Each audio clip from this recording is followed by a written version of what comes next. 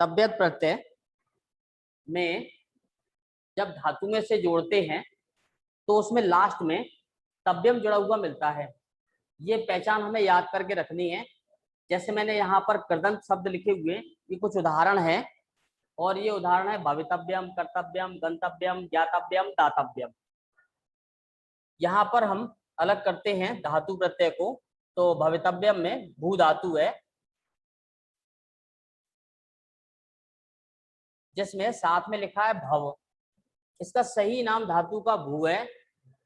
भू में भू धातु भी चलाते हैं और भव भी चलाते हैं। इसका मतलब होता है होना। जैसे गमगछ धातु लास्ट टाइम लिखी थी, गमगछ धातु, तो गमगछ में कहीं पर गम लिखा जाता है, कहीं पर गछ लिखते हैं। उसी प्रकार से भवितव्यम में भव चलाया गया है, जबकि इसकी सही धातु का नाम क्या है? भू। भू भव। और प्रत्यय है तव्यत। इसी तरह कर्तव्यम में क्र प्रत्यय है, क्र धातु है और तव्यत प्रत्यय है। पठितम में पड़ धातु, तव्यत प्रत्यय है। गंतव्यम में गम,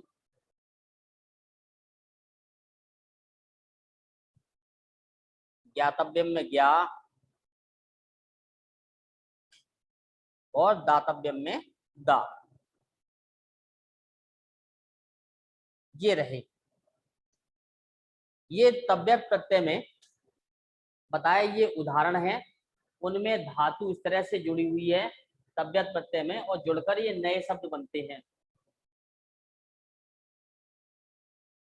हमें धातु से प्रत्यय को अलग करना हो तो हमें याद रखना पड़ेगा यहाँ पर कि धातु के साथ प्रत्यय तव्यत में तव्यम शेष रहता है, लेकिन जब लिखते समय प्रत्यय अलग करते हैं तो वहां पर तव्यम नहीं लिखेंगे आप, वहां लिखेंगे तव्यत।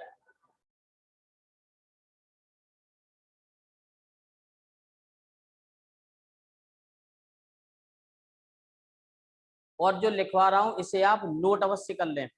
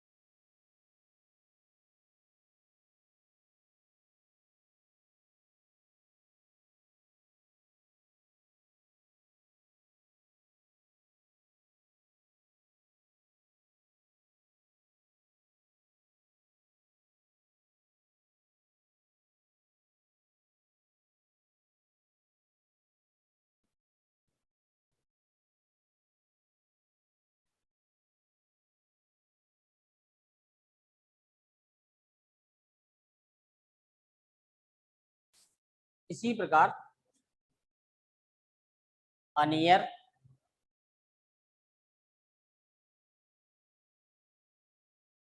अनियर में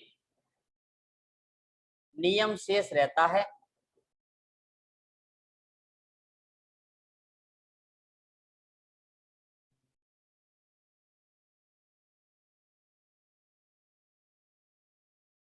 जैसे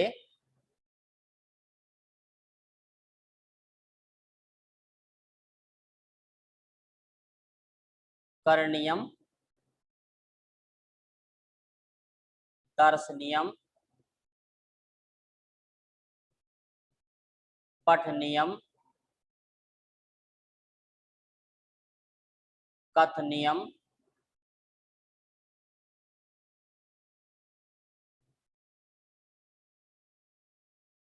स्मरणीयम,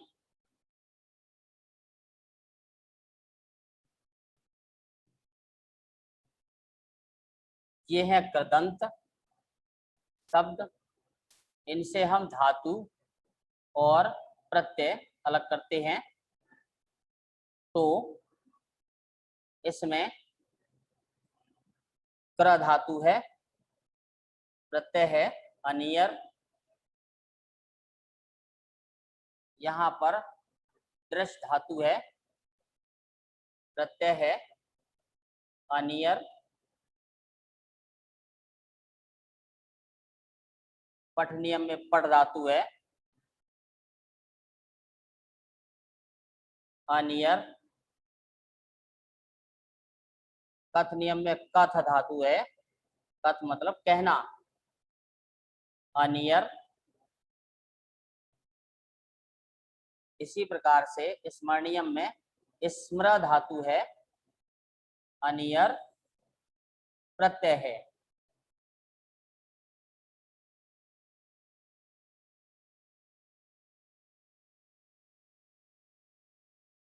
इसके बाद हम आते हैं अगले प्रत्यय पर। वो प्रत्यय है श्रत, सत्र में अन शेष रहता है।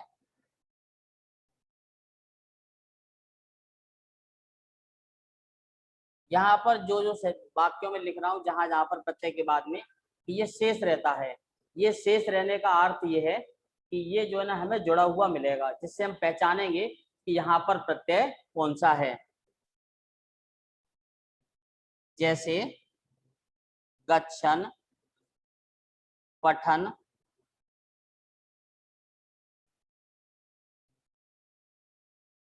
लेखन, गच्छन, पठन, लेखन,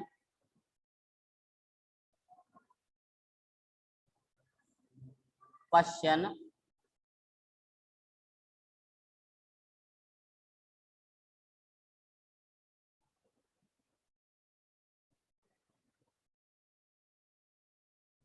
और कुर्वन।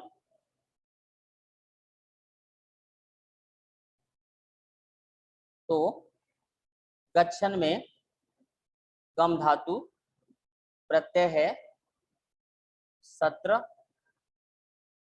पठन में पठ धातु है प्रत्यय है सत्र, लिखन में लिख धातु है प्रत्यय है सत्र, पश्चन में दृश्य धातु है और प्रत्यय वही है, इसमें क्र धातु है प्रत्यय है ये सत्र। यहाँ पर दृश्य धातु है, दृश्य में यहाँ पर दृश्य और पश्य दो धातु रहती है दृश्य के साथ, जैसे गमगछ दो हैं, भूभव दो हैं, वैसे ही यहाँ पर जो है ना दृश्य है।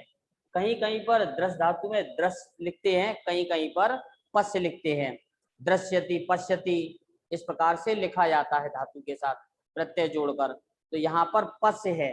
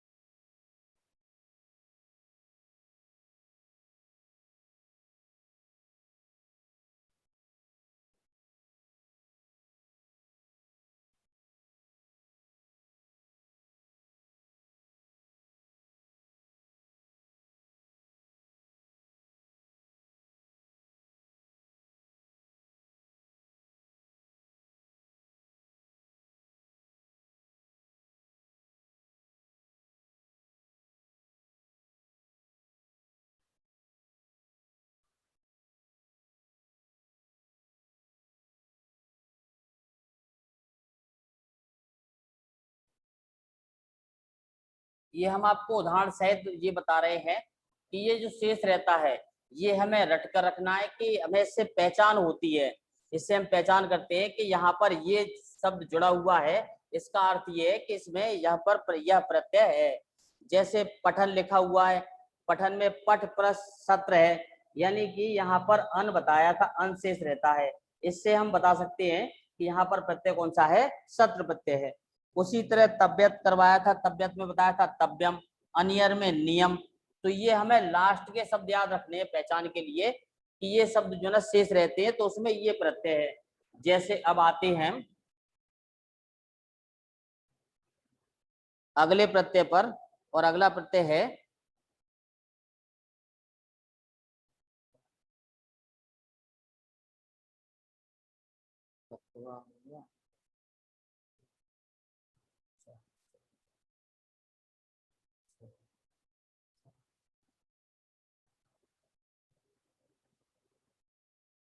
कतवतु।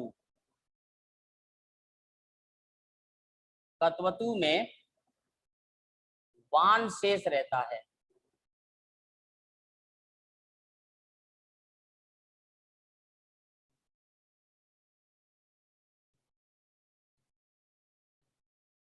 जैसे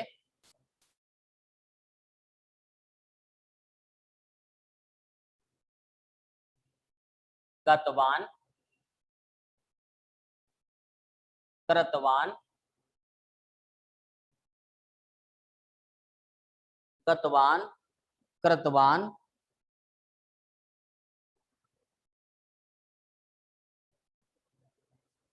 चिंतितवान,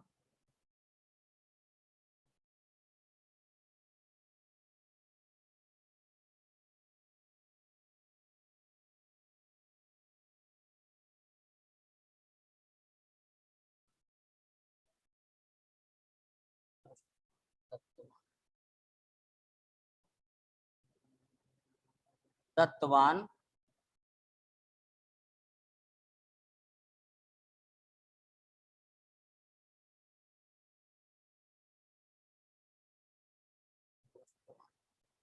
दृष्टवान,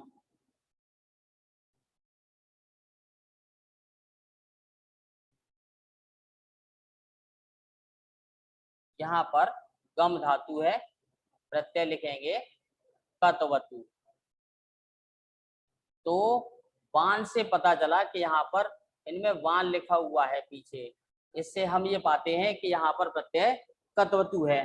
अब इस तरह से कोई भी उदाहरण लिखे हो, कोई भी शब्द है, हमें पहचानने में ये आएगा ये संज्ञा शब्द, संज्ञा सर्वनाम शब्दों के पीछे जोड़े जाने वाले प्रत्यय हैं। हमें ये पहचान है वान से कि वान अगर है तो इसका अर्थ ये है कि यहाँ पर कतवतु प्रत्यय है।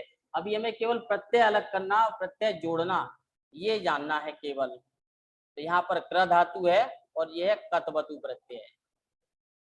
प्रत्यय जब अलग करने के लिए आता है तो हमें यही लिखना है। अब है चिंतितवान, तो चिंत धातु है, कतवतु प्रत्यय है। उसी प्रकार से दत्तवान में दा है, कतवतु प्रत्यय है। दृष्टवान में दृष्ट धातु है और कतवतु प्रत्यय है।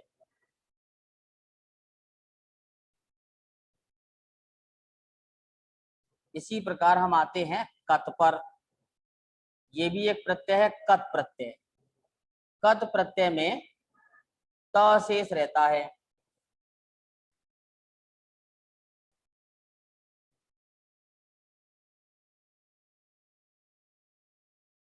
कत कत प्रत्यय में त शेष रहता है, त।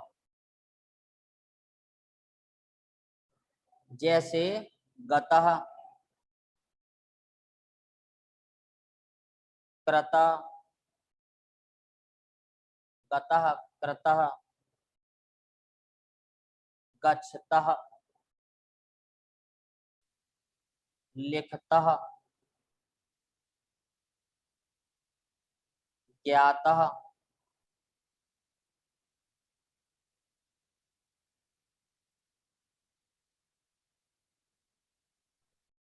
दृष्टः,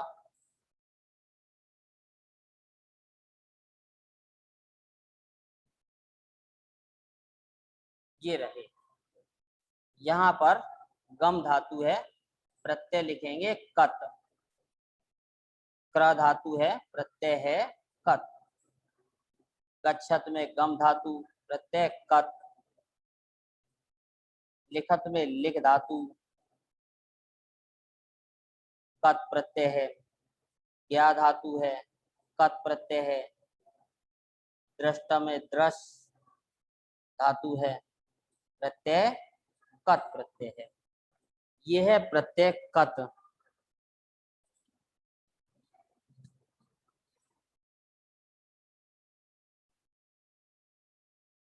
तो कतवतु में बान और कत में त शेष रहता है।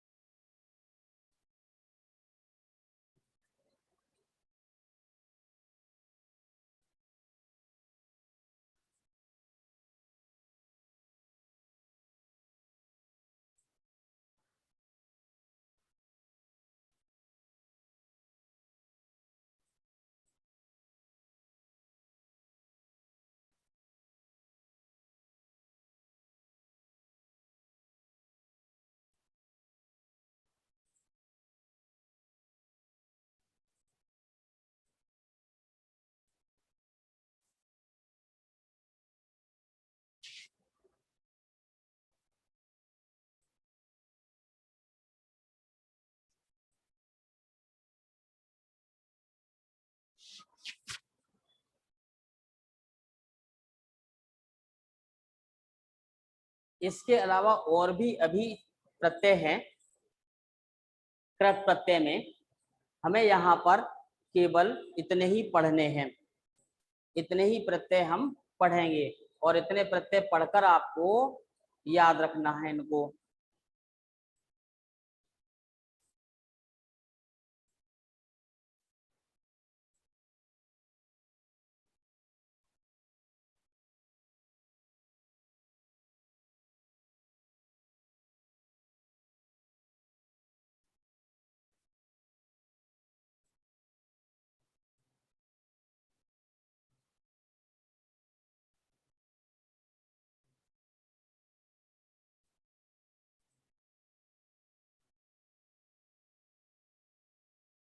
कृत प्रत्यय लगभग संख्या में करीब यहाँ पर आपके सिलेबस के अनुसार कम से कम 12 या 13 है, जिसमें से मैंने आपको जो है 9 प्रत्यय करा दिए। ये 9 प्रत्यय आप अच्छे से तैयार करके रखें, जिससे आपको जो है ना आपका अभ्यास कार्य में जितने भी क्वेश्चन आते हैं उन क्वेश्चनों को, इन प्रश्नों से रिलेटेड जितने भी क्वेश्चन रहते हैं उनको आप आसानी से कर सकते हैं। और परीक्षा काल में भी अगर ऐसे प्रश्न आते हैं जिनमें से धातु प्रत्यय अलग करनी हो तो हम वो कर सकते हैं। अब हम आज पढ़ेंगे धातु प्रत्यय।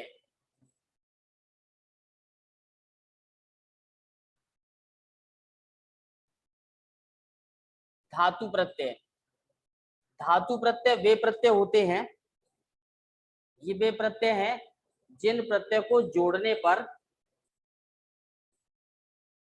क्रियाओं में जोड़ते हैं इन प्रत्यय को, जो लकार के अनुसार लिखे जाते हैं। लकार का अभिप्राय यहाँ पर जो है, जैसे हम पढ़ते हैं tense, present tense, past tense, future tense, या फिर हिंदी भाषा में क्या वर्तमान काल, भूतकाल, भविष्य काल, उसी प्रकार से यहाँ पर भी काल के अनुसार यानी समय के अनुसार जब शब्द लिखे या वाक्य लिखते हैं तो वाक्य लिखते समय उनमें वो प्रत्यय जुड़े आते हैं जिनसे हमें पता चलता है कि कहा गया वाक्य भूतकाल का है या वर्तमान काल का है अथवा भविष्य काल का है। तो वहां पर जोड़े जाने वाले प्रत्यय कहलाते हैं धातु प्रत्यय, जिनमें से धातु प्रत्यय जो लिखे जाते हैं उनमें 10 लकार होते हैं टोटल। 10 लकार, कुल 10 लकार होती है। 10 में से हमें यहाँ पर 5 लकार में धातु प्रत्यय याद करने हैं आपको। पहले आते हैं लट लकार पर।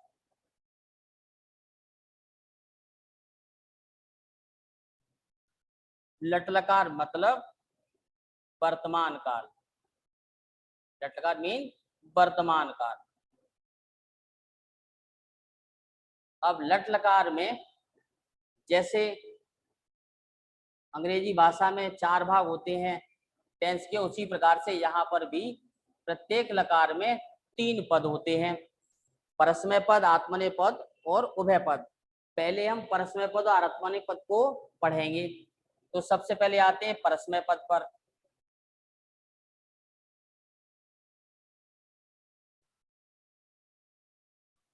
परस्मय पद में प्रत्यय है एक वचन।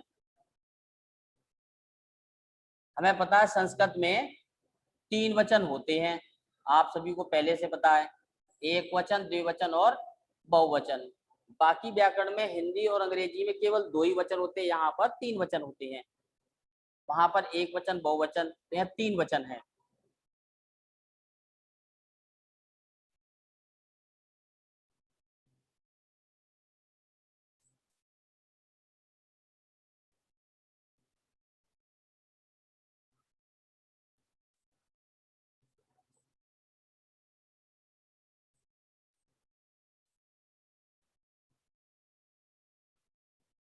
उसी प्रकार पर्सन, पर्सन हिंदी में और अंग्रेजी भाषा में first person, second person and third person. यहाँ पर संस्कृत भाषा में उसे लिखते हैं प्रथम पुरुष, मध्यम पुरुष, उत्तम पुरुष। अंतर है, प्रथम पुरुष में प्रत्यय होते हैं ति, तह, अंति, से, थ, थ, आमी, आवह, आमह। ये है। अब इन प्रत्यय के आधार पर लट लकार प्रश्न पद में ये प्रत्यय हैं, इनके आधार पर कोई भी धातु इसमें जोड़कर लिखते हैं। जैसे गच्छ धातु, जिसे हम कहते हैं गम धातु। गम से, गम की जगह पर यहाँ पर हम चलाते क्या है गच्छ। वर्तमान का लट लकार में गच्छ धातु लिखते हैं।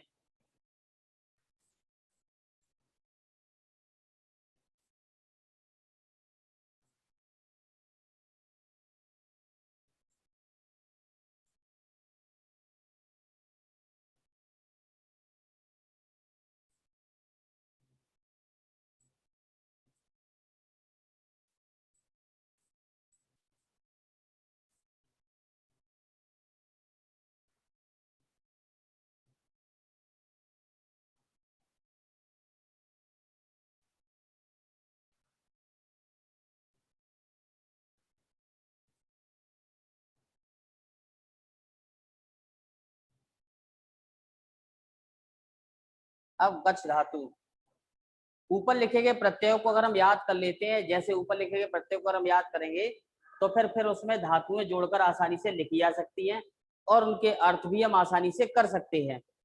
तो ऊपर लिखे गए प्रत्यय हमें याद करने हैं। प्रथम पुरुष में तीतांती, मध्यम पुरुष में सीधा था और उत्तम पुरुष में आमी, आवह, आमह। अब गच्छ धातु जोड़कर लिखेंगे तो हम लिखेंगे गच्छति, गच्छतः,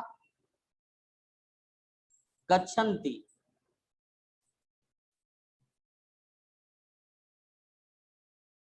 फिर लिखेंगे गच्छसि,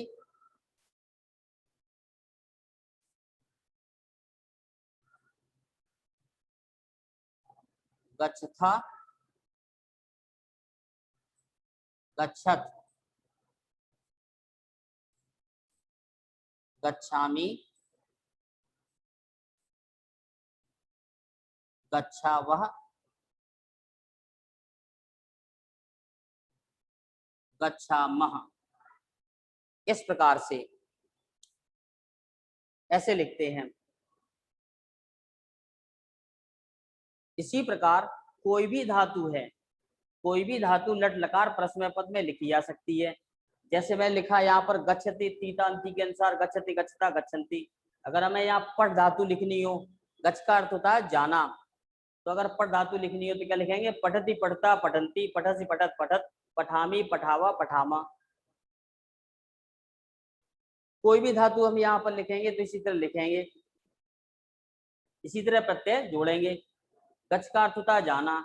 अब बात करते हैं प्रथम पुरुष। तो प्रथम पुरुष में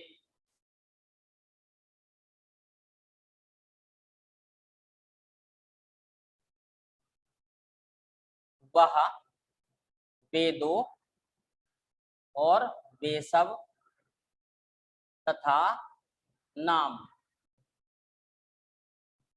मध्यम पुरुष तुम, तुम दो, तुम सब। उत्तम पुरुष में मैं, हम दो, हम सब। ये मैंने यहाँ पर 3 पुरुष लिख दिए हैं। प्रथम पुरुष में क्या है, मध्यम पुरुष में क्या है। अब इन सब का वास्तविक अर्थ क्या है, यहाँ पर इसका क्या उपयोग है, इससे क्या निष्कर्ष निकलता है, इस विषय पर हम बात करेंगे अगली क्लास में। अभी आपको इतना बता दिया है, आप इतना तैयार करें, इतना पढ़ें। इसके बाद अगली क्लास में इन सब शब्दों का अर्थ या इनका क्या उपयोग है, प्रथम पुरुष में लिखे गए इन शब्दों का क्या मतलब है, इस विषय पर हम बात करेंगे अगली क्लास में। आज की क्लास यही समाप्त की जाती है। धन्यवाद।